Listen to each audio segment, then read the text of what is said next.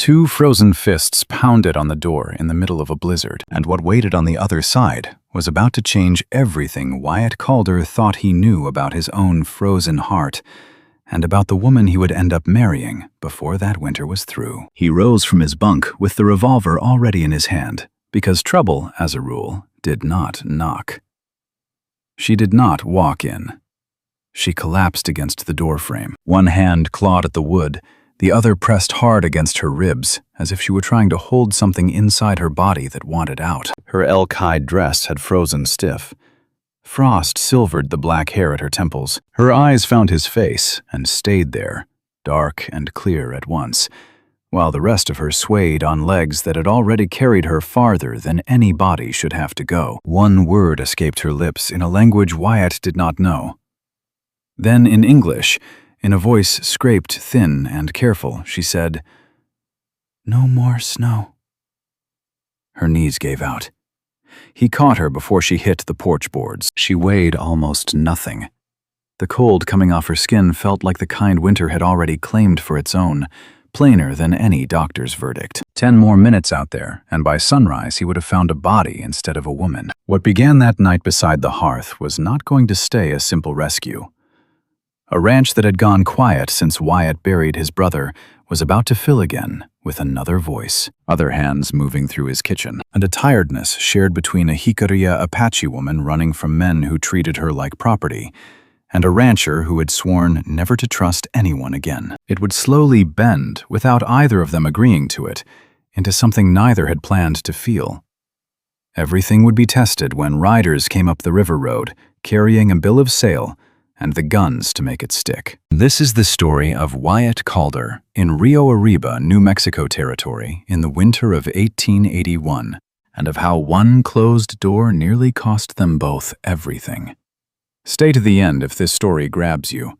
Like it, subscribe, and let's go back to the moment the snow started falling. The winter of 1881 came down on the Rio Chama country like it meant to bury the whole territory and birth it again. By the second week of January, the pines above Tierra Amarilla already carried 6 weeks of packed snow. The irrigation ditches had sealed under ice, and most nights the only sound was wind gnawing at the eaves and the stove ticking as it cooled. Wyatt Calder had built his ranch on a high shelf above the river because his brother Nate liked that from the porch you could see 3 ridgelines without turning your head. That had been 6 years back. Nate had been 2 winters in the ground, thrown by a green horse during a hailstorm, dead before Wyatt could cross the pasture to reach him. Wyatt did not talk about it.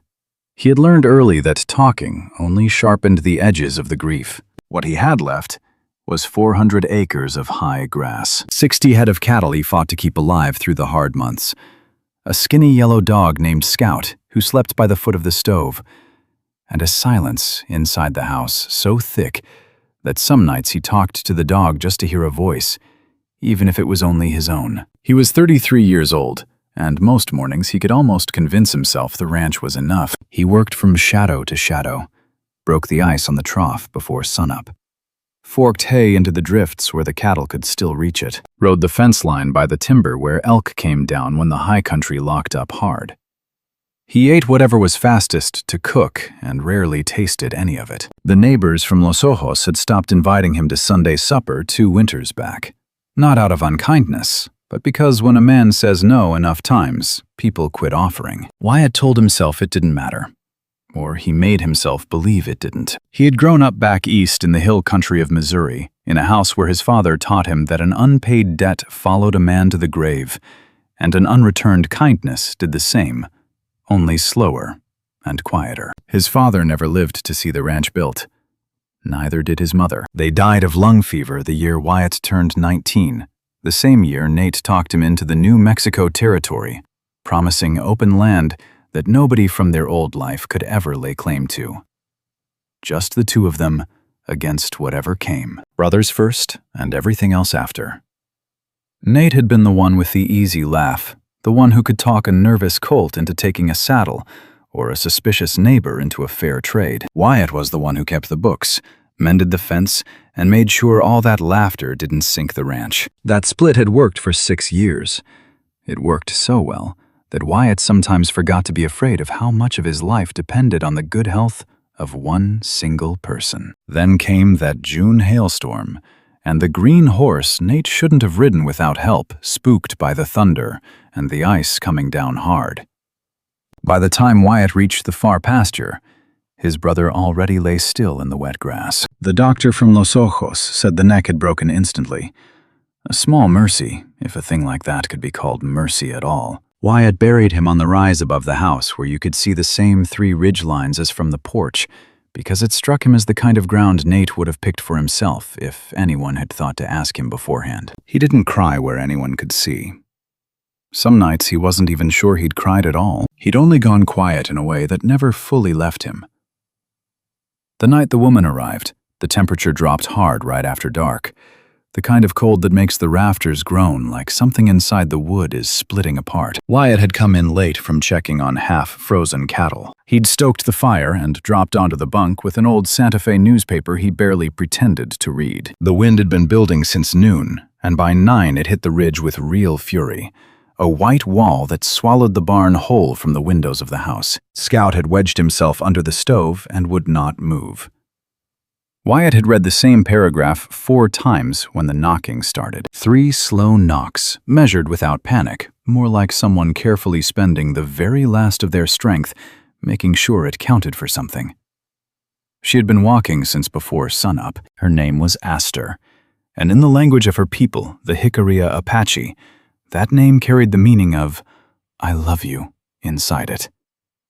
Her mother had given it to her because she was born after 2 children who did not survive, and Senna wanted the first word ever laid on her daughter to be that one. Aster was 24 years old.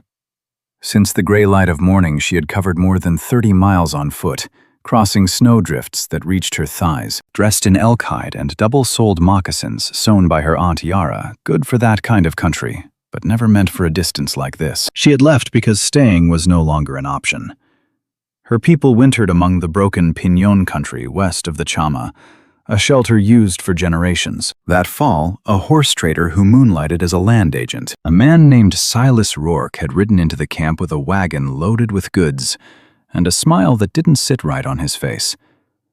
The paper said Chief Oren, her father's brother and headman of that small winter camp, had promised Aster in marriage to Rourke, her uncle's mark already stamped on the page. Chief Oren had put no such mark there. Since he could not read the English words, they had shown him the document and asked him to accept something he had no way to verify.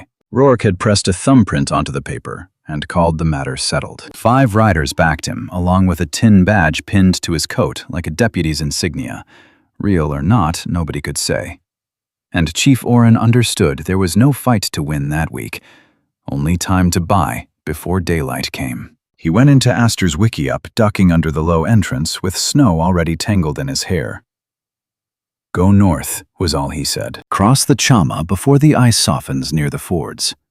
Find high ground where 5 armed men will think twice before following you, with a storm like the one building over the peaks." She took dried meat wrapped in yucca leaf, a trade wool blanket, a bone-handled knife that had belonged to her brother Tarek before a fever carried by a Mexican trader took him 3 winters back, and a small hide pouch of ground juniper and sage that her mother Sina had left her. Then she walked out into the dark without waking the rest of the camp, because long goodbyes were goodbyes that gave Rourke's riders time to notice she was gone before she'd put any real distance between them. She had grown up hearing stories of the hard years when Jicarilla bands were pushed again and again off the good riverland by men with sealed papers and government claims. And from a young age, she had promised herself she would not be a woman people told stories like that about. Not without having fought in some way. Running from Rourke did not feel like fighting. During 2 brutal days in the snow, it felt like exactly the opposite. As she walked, she forced herself to believe that retreating with her eyes open wasn't the same as surrendering, that Chief Oren's counsel had been strategy, not defeat. By the 2nd night, she had almost managed to believe it. By the 2nd day, she had already lost feeling in 3 toes. And she knew it. Then she smelled wood smoke on a gust of wind, and turned toward it the way any living thing turns toward warmth, because there was no longer a choice left. There was only the smoke, the cold, and the stubbornness of her own body trying to reach one and leave the other behind. Aster had not come to beg.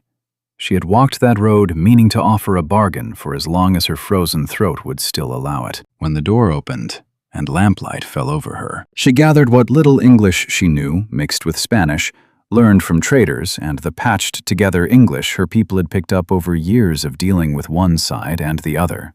She only had strength left to speak 2 words. Then her legs stopped answering her.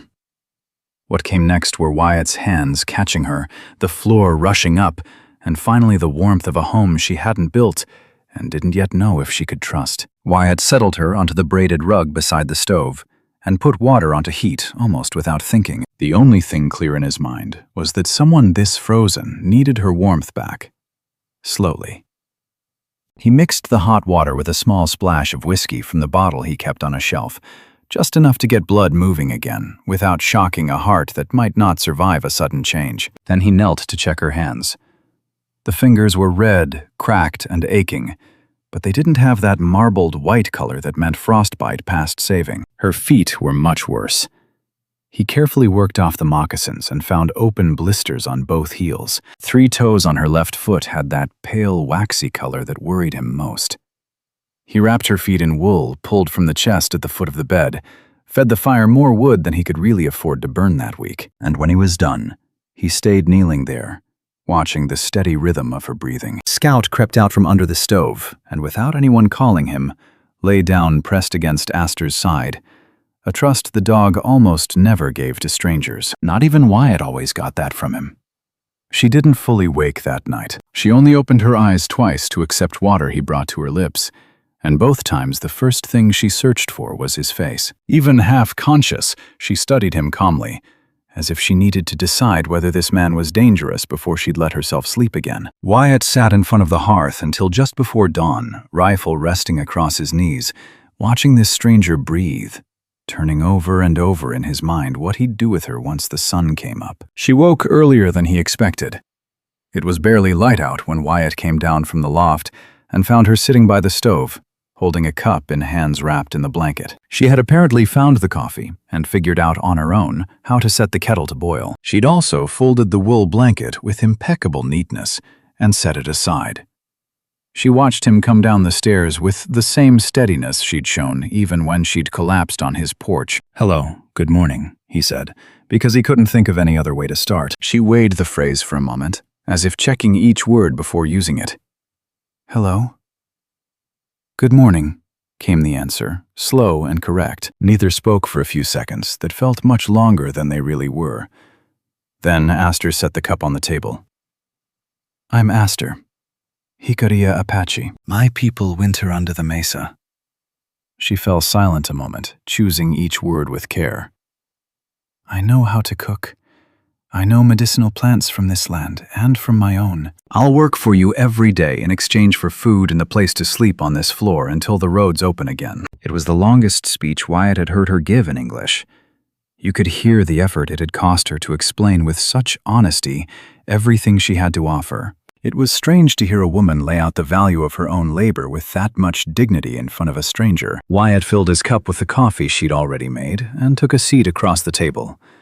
The revolver still hung from his belt, though he kept his hands well away from it. "There are men looking for you," he said. It wasn't a question. "Yes, how did I know?" "Nobody crosses a storm like that without a reason." Wyatt turned the cup slowly in his hands. "How many? How far off?" "A man named Silas Rourke. Riders, maybe 5. I don't know how far behind me. I left the worst of the storm behind, but not them." Her eyes stayed calm, never leaving his. "If they come here because of me, I'll leave before they arrive. I didn't come to bring trouble to your house." Wyatt shook his head slowly. "You didn't bring the storm either, and it came anyway." He studied her a long moment before going on. "You'll stay here until those feet can hold you up. After that, we'll figure out what comes next, when it comes." Without noticing, his hand had drifted near the revolver, a habit born of years living in country where any stranger meant staying alert. He only noticed when he saw Aster's gaze drop to the gun, then rise again to meet his own. There was no fear in her eyes. There was something far more tired, the look of someone who had already seen that same gesture too many times and knew every way it could end. Wyatt made himself move the hand away slowly, deliberately, so she'd understand he did it because he wanted to, not carelessly. It was a small gesture, but neither of them felt it as small. Aster watched him do it and let the silence breathe a moment before answering. "I've had guns pointed at me by better men than Silas Rourke, and for less reason than a stranger has to be careful in his own house. This isn't your house yet." Wyatt knew how it sounded the moment it left his mouth and wished at once he'd said it some other way. "No," she answered without any hardness. "Not yet." The first days were cautious on both sides. Wyatt gave up the small room off the kitchen, a room that before Nate's death had been used for mending tack and had barely been touched since. A narrow bed, a nail in the wall, a window looking out on pasture buried in snow. Aster did not wander into rooms she hadn't been shown. She touched nothing she hadn't been offered, and worked from first light without needing to be asked twice. She mended a tear in Wyatt's coat that had hung a month over the back of a chair, and kept the fire alive while he had his hands busy outdoors. She moved through the kitchen with a quiet precision Wyatt noticed, though he didn't say so. Since his mother died years back, no woman's hand had touched that kitchen. Nate had built the bench by the stove, sure, but for 2 winters straight. Only Wyatt's hands had done everything inside those walls, and he caught himself comparing Aster's quiet efficiency to nothing, because he had nothing to compare it to. It struck him as strange in its own way. Scout adopted her within 3 days, something Wyatt eyed with more suspicion toward his own reaction than toward the dog's judgment. By the end of the first week, the cabin smelled different. Aster cooked with dried herbs from a small bundle she'd carried those 30 miles inside her bedroll, juniper berries, wild mint, and a root whose name Wyatt could never quite repeat, which she translated loosely as sweet under the snow. The first stew she made had dried venison in it, something sharp and a little bitter he didn't recognize, and Wyatt ate 2 plates without meaning to, and without talking much. Somehow that silence turned out comfortable too. Nate came to mind more that week than Wyatt expected, not so much the reality of his death, but the plain way of picturing him alive. The presence of a third set of footsteps in the house dragged an old grief up to the surface, pulling it out of whatever corner Wyatt had thought he'd buried it in for good. By the 4th day, the wind and snow finally eased enough for Wyatt to get past the barn, and that afternoon he found Aster at the edge of the timber with a bundle of pine tips and a gray-green plant she'd dug out from under a ledge where the snow hadn't reached the ground. She was making a tea, she explained, in careful English, built word by word, for the cough starting to settle in her chest from the cold she'd swallowed on the road. She drank it herself that night, making a face at the taste, and by the second night, the rattle in her breathing had eased. Wyatt watched her with the wary attention of a man quietly noting the habits of a stranger in case they hid some danger, and instead found only skill. Aster never moved through his house as if any part of it belonged to her, but she never walked through it as if she feared it either. That struck Wyatt as a kind of dignity he hadn't seen up close before. By the 2nd week, her feet had healed enough to bear real weight, and she started following him some mornings out to the barn, wrapped in Wyatt's spare coat over her mended dress, watching his work the way someone watches who wants to learn, not someone looking to judge. Aster asked questions about the cattle direct and plain. She wanted to know why Wyatt kept the herd on that ridge instead of the low meadow, why the fence ran that side instead of following the creek, and he found himself explaining out loud things he'd never quite finished sorting out inside his own head. She had an eye for the land that put his to shame. Inside a week, she pointed out 2 low spots in the south pasture fence, places where, by February, the snow would drift deep enough that cattle could walk right over the fence as if it weren't there. These were spots Wyatt had ridden past 100 times without seeing a thing. Standing at the second spot, hands shoved in his coat pockets, more curious than offended, he couldn't help but ask, "How do you see that?" "Senna taught the women of our band to read snow the way your people read a ledger book, where it will drift, where the crust will hold a footstep, and where it'll break.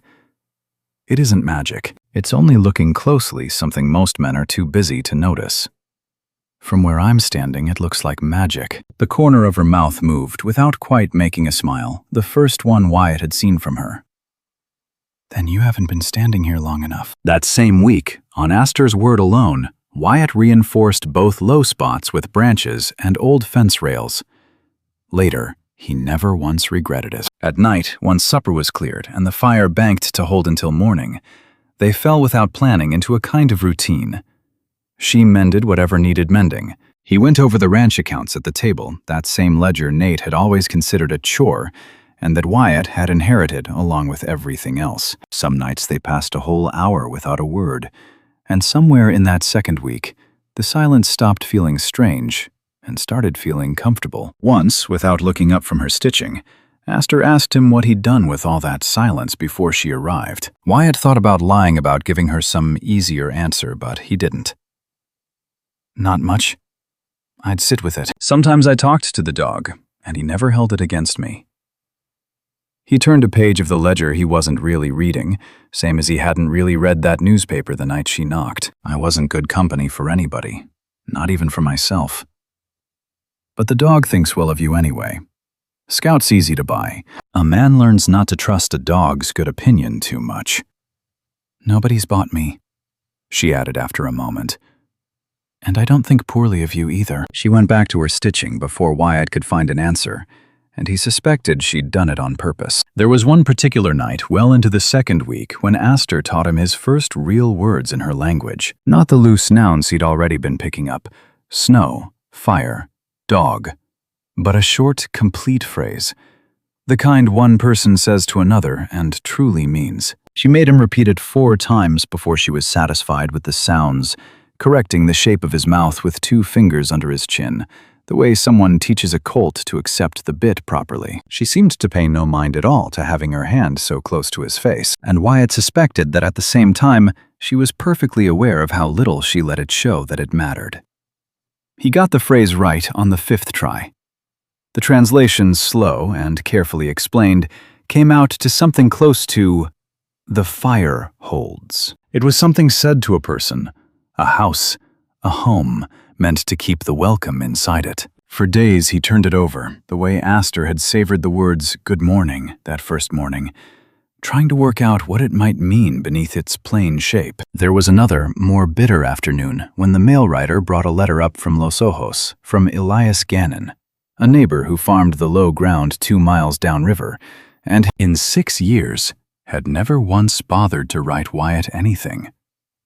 The letter was polite in its words and ugly underneath, asking in that careful language men use when they want to be able to deny their own meaning later, whether Wyatt understood what folks in town were saying about an Indian woman staying at his ranch, and whether it wouldn't be simpler for everyone, himself included, to make other arrangements before the talk turned into a problem neither of them would want to face. Wyatt read the letter twice at the table, jaw tight, then fed it to the stove without a word. Aster had watched from across the room without asking what it said, though Wyatt suspected she'd understood enough. You don't have to protect me from what people say. I've heard worse said straight to my face in towns with better manners than this one. I wasn't protecting you. It was a lie, and they both knew it, but neither said so out loud. Then why burn it instead of answering? Wyatt turned the question over longer than he needed to, because Elias Gannon is wrong. And there was no way to answer him without ending up having to say something out loud to a man like that would have weighed on me later. She looked at him.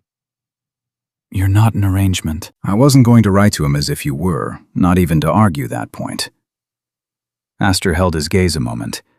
Something moved behind her eyes, something Wyatt couldn't quite read. Then she nodded once, as if he'd passed a test he hadn't even known he was taking. That night she cooked with more of her own ingredients than usual. The sweet root from under the snow, and some dried wild cherries she'd been saving. She didn't explain why. He didn't ask either, and without either one naming it as such, it turned out to be the best meal both of them had eaten since the snow started falling that winter. Near the end of the second week, Wyatt needed supplies badly enough that the trip to Tierra Amarilla couldn't wait for better weather. against his own better judgment. He asked Aster if she wanted to come along, rather than stay alone at the ranch with Elias Gannon's letter still fresh in both their minds. She thought it over a good while before agreeing. Wyatt suspected she said yes, mostly because 2 weeks shut up in a small corner of the territory had used up whatever patience she had left for sitting still. Town was not kind to either of them.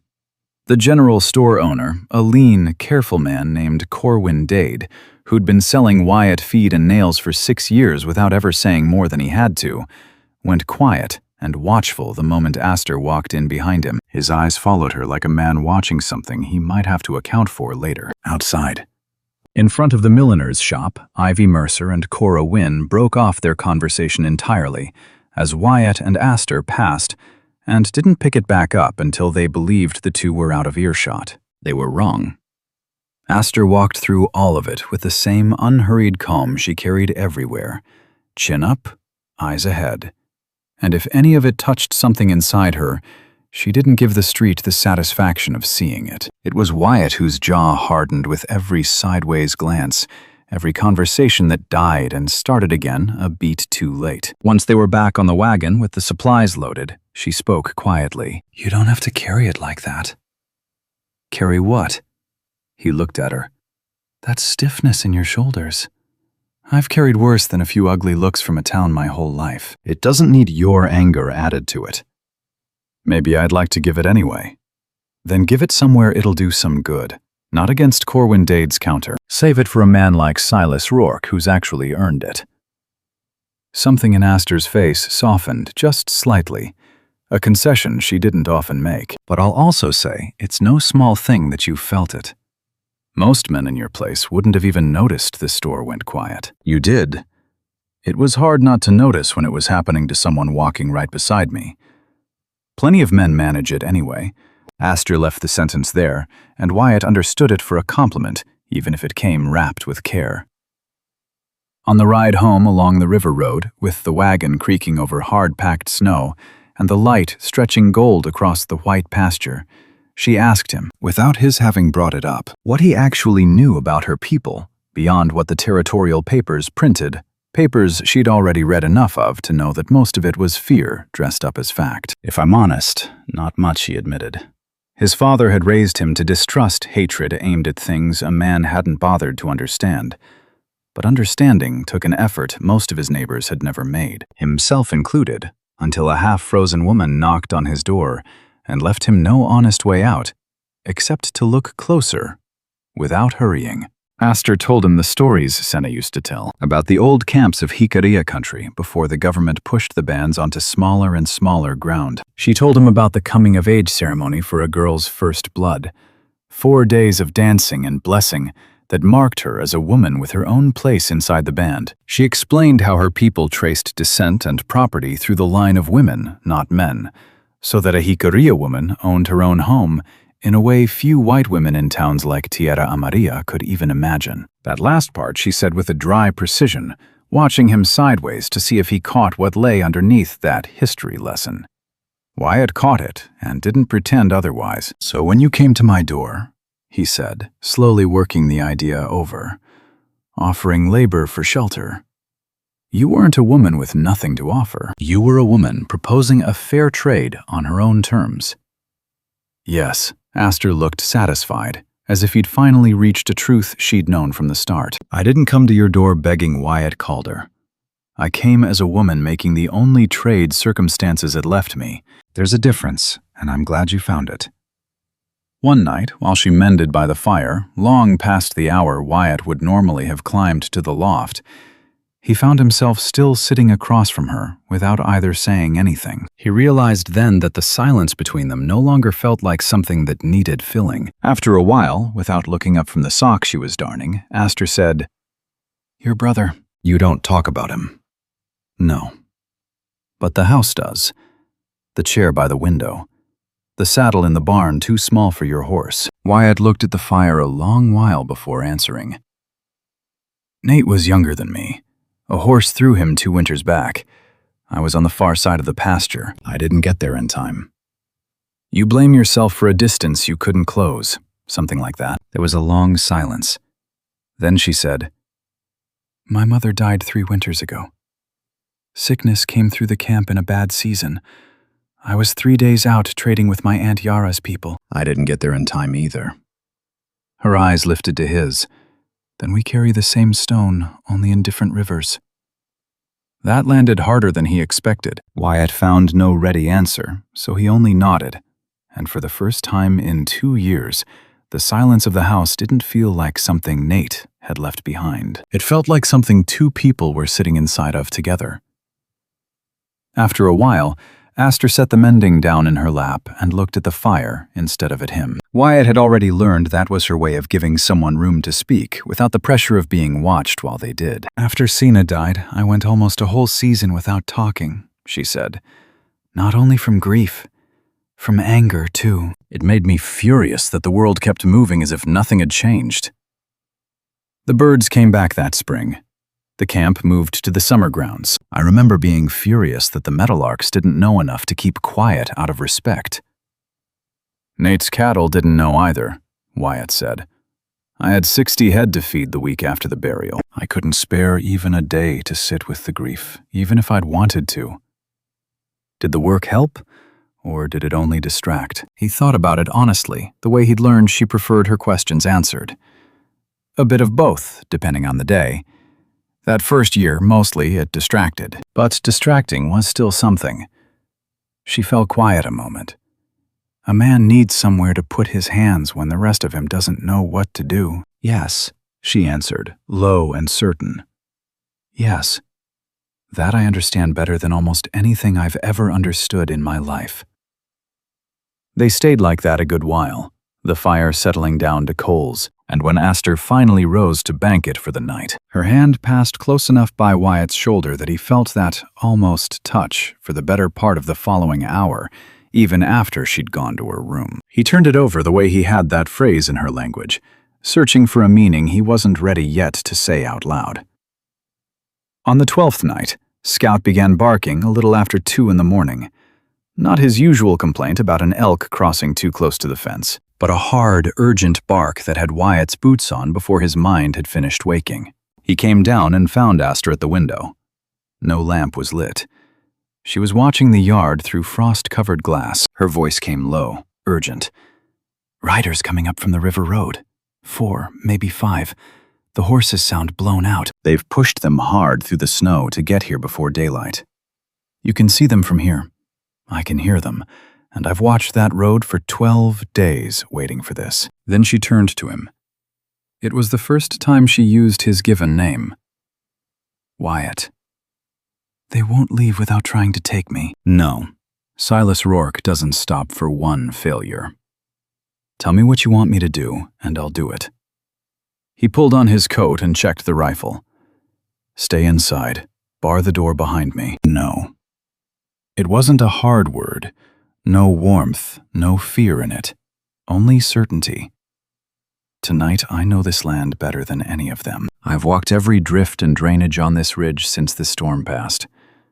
I learned them because I knew tonight might come.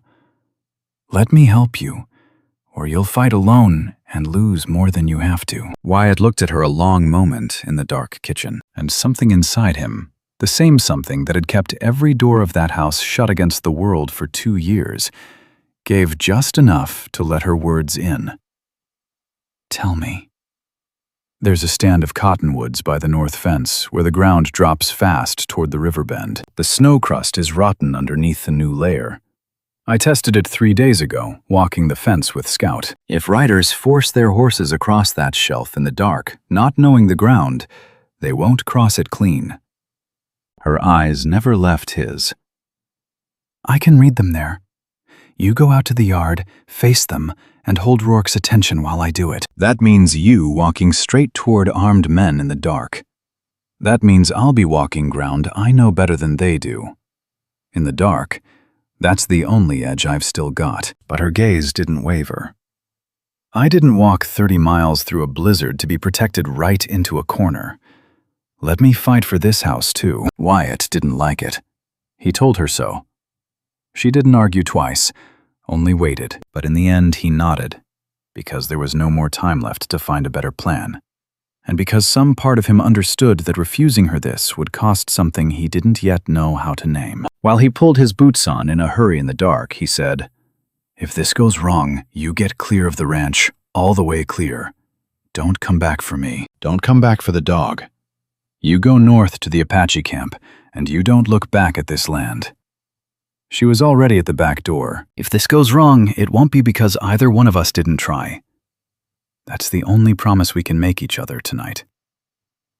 She looked at him once more before slipping into the dark. "The land remembers longer than men do, Wyatt.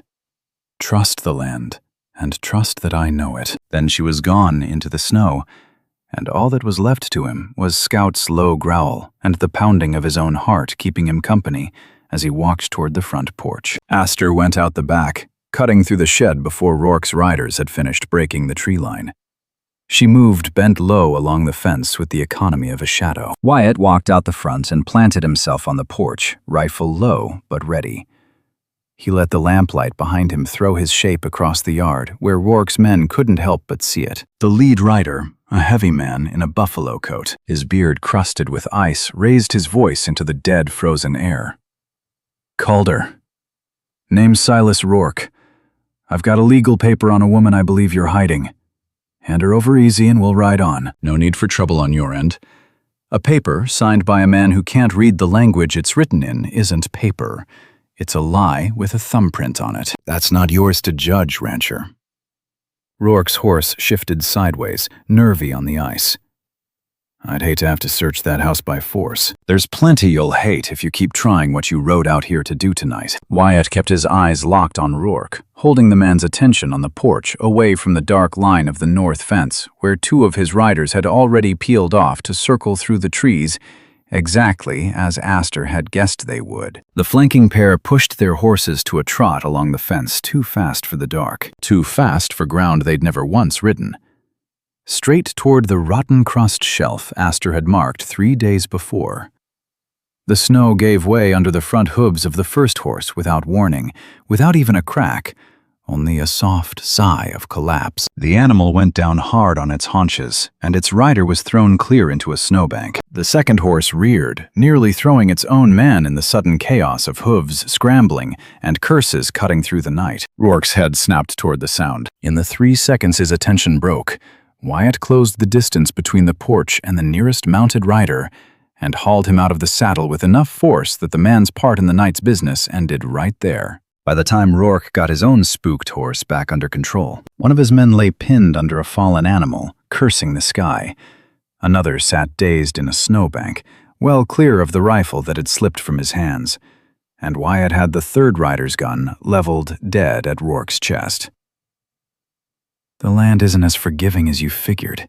Aster appeared a minute later around the corner of the barn, breathing hard from running through deep snow, still holding the knife, clean, unused. The land itself had done what she'd asked of it. Rourke's eyes found her in the light spilling from the house, and something ugly crossed his face. "You're not making a fool of me twice, girl." Aster stood firm, calm now, close by Wyatt's shoulder, the same way she'd once stood alone at his door. "I didn't make a fool of you. You forged a paper and rode 30 miles into land you never bothered to learn. That's a fool's mistake, and it belongs to you alone." Rourke looked from her to Wyatt, then to the 2 men still standing, and finally to the rifle in the rancher's hands. Then he made the calculation men like him always end up making once the numbers stop favoring their arrogance. He turned his horse and rode off. After a moment's hesitation, his last able rider followed, leaving the 2 who'd gone down in the snow to explain themselves. Wyatt stood in the yard a long while after the hoofbeats faded into the storm, the rifle still loose in his hand. He looked at Aster standing in the lamp's glow, snow melting in her hair, her breath still ragged from the climb.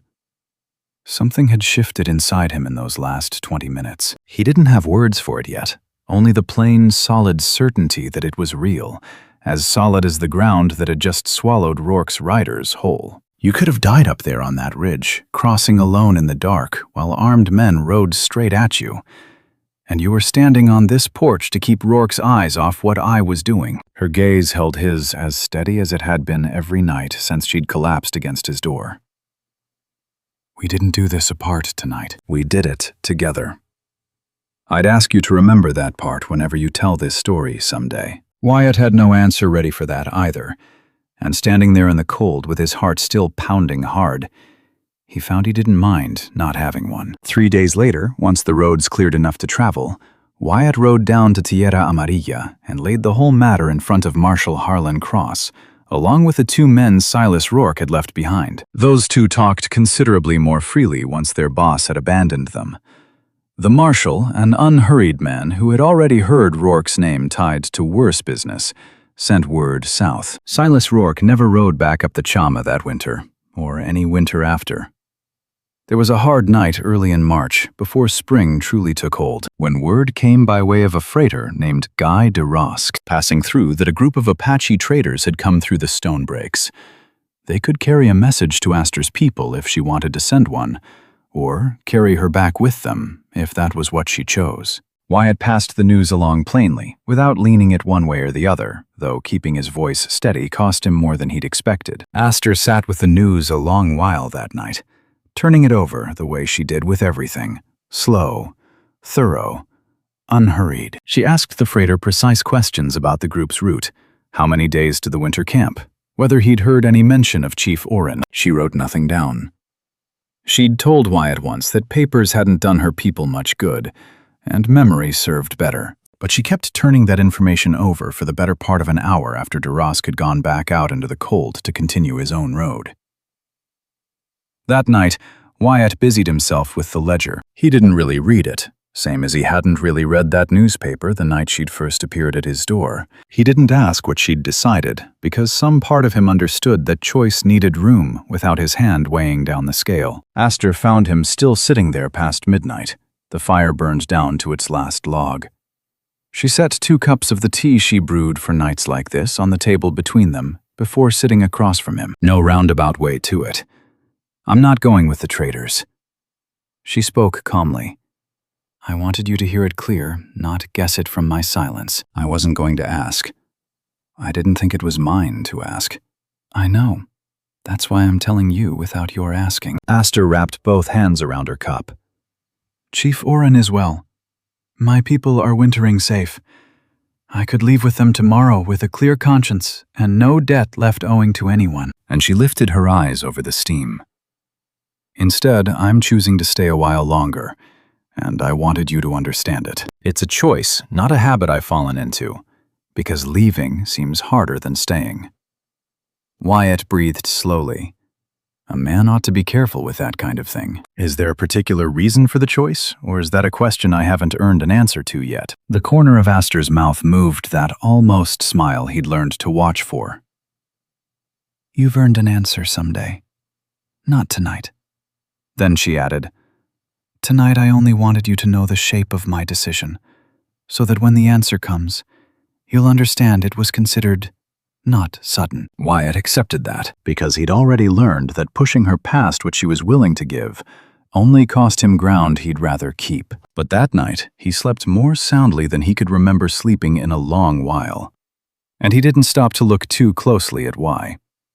Spring came to the high country the way it always did at that altitude, reluctant, slow, more by persistence than any sudden turn of luck. First, the snow began pulling back off the south-facing slopes above the river. The irrigation ditches broke loose from the ice and ran again with a cheerful noise. The meadowlarks returned to the lower pasture by late March, and Aster began spending many mornings at the kitchen window just to listen to them. It was the same unhurried stillness Wyatt had noticed in her since that first week. A calm he'd slowly come to depend on, without ever fully deciding to. She had stayed well past the point where staying was necessary. Word reached them again by way of the same group of Apache traders passing back through on their route. Her people's winter camp was well settled for the season, and Chief Oren sent word that he was glad to hear she'd found solid ground. Aster still had a place to go whenever she wanted it, and she'd made it clear to Wyatt, in that direct, steady way of hers, that she still chose to stay anyway. The difference between those 2 things mattered more to her than it might have mattered to someone who'd never had to choose. That spring, she began riding out with him some mornings along the fence line instead of waiting for him back at the house, not because Wyatt had asked her to, but because she'd decided the ranch was land she ought to know too, the same way she'd once known the stone breaks of her own people. and she set about learning it with the same careful patience she used to read snow. Aster found 2 more weak spots in the south pasture fence that Wyatt hadn't seen even after the earlier lesson, and she also found a small spring near the old line shack that would need draining before cattle went up there in summer. Without quite noticing, Wyatt started spending most mornings riding beside her, listening to what she noticed, instead of always being the one who set the course. Sometime in March, he realized he'd stopped thinking of the ranch as a burden only he had to keep alive. Now he saw it as something the 2 of them were holding up together. The change had come on so slowly, he couldn't point to the exact day it happened. At night, Aster began teaching him words in her language, the names for snow, fire, safe ground. He repeated them under his breath while forking hay, clumsy and stubborn, an effort that seemed to amuse her far more than she let show. In exchange, Wyatt taught her to read the almanac and to keep the ranch's account book. She picked up both with the same quiet quickness, the same calm capability she brought to everything else. One April afternoon, during that muddy season that separates the last snows from true spring, when the sun took longer to set and the air carried that clean smell that means the earth is ready to grow again, Wyatt sat down across from her after clearing the supper plates. He'd been turning the same idea over for nearly 3 weeks. I want to ask you something, and whatever you answer, nothing here changes because of it. You'll have a home on this ranch as long as you want it. That doesn't depend on your answer. Aster went still, hands folded on the table, watching him with the same steady calm she'd shown since the night she'd collapsed against his porch. I know you have your people. I know there was a whole life before that storm, and I'm not asking you to give any of it up. He paused a moment, aware he wasn't finding the words with the grace he wanted, but he pushed on anyway. What I want to know is whether you'd be willing to stay here, not for shelter anymore, and not for wages, but for something more. The afternoon light came through the window over the sink and lit Aster's profile. Wyatt thought again, as he had so many times since meeting her, of the meaning inside her name, and of how perfectly she seemed to have found her place. I've watched you since that first morning. I've seen how you treated a dog that trusted nobody.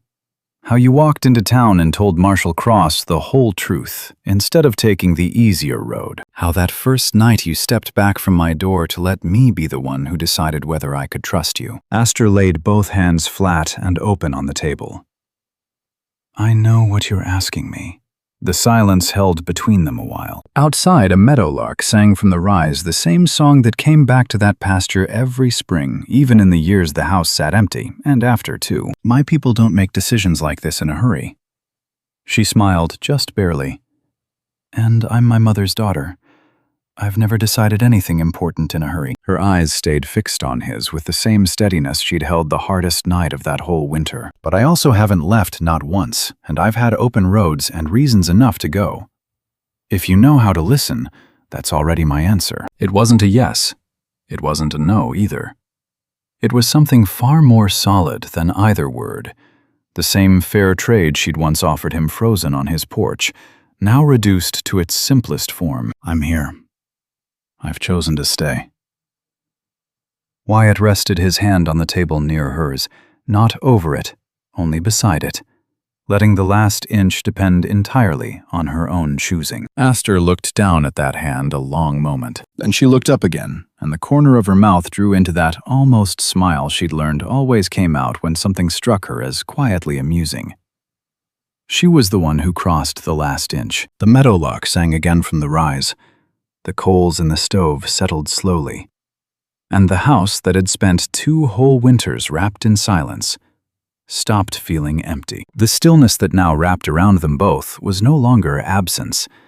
It was the calm, steady presence of something that had simply needed time to arrive. They married that June, in the yard between the house and the barn, under the same 3 ridgelines Nate had always liked looking at from the porch without turning his head. Aster wore a dress Yara had sent her from the stone breaks by way of the same Apache traders who had once carried messages between her and her people. It was soft-worked elk hide, decorated with beadwork in patterns that told anyone who could read them what band she came from and what family had raised her. Wyatt wore his one good coat, brushed clean of 2 winters' dust, and stood before Reverend Alden Shaw, who had ridden up specially from Los Ojos. To the preacher's credit, he made no comment on the bride, one way or the other, something Wyatt counted a small mercy. Chief Oren came down from the stone camp for the wedding after 3 hard days on horseback, with Ren and Kalen riding alongside him. He stood at the edge of the yard through the whole brief ceremony with an expression Wyatt couldn't read until afterward, when the older man shook his hand firmly and said, in careful English marked by his accent,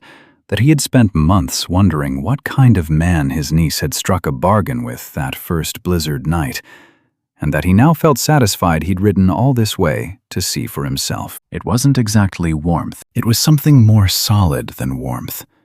The judgment of a careful man who granted trust only after looking closely. Wyatt understood that for the gift it was. Elias Gannon did not come to the wedding, and never wrote again either. Word reached them later that he'd sold his low ground the following spring and moved on to Colorado. Aster took the news without much feeling, and Wyatt without much regret. Scout kept sleeping by the foot of the stove most nights, though as he aged, he started spending half his time curled on the side of the hearth where Aster sat, not Wyatt's. A small betrayal Wyatt pretended to mind, though in truth, it didn't bother him in the slightest. In the years that followed, when some of the neighbors who'd once gone quiet in the street began asking, carefully, how the two of them had come to marry, Wyatt liked to tell it simply.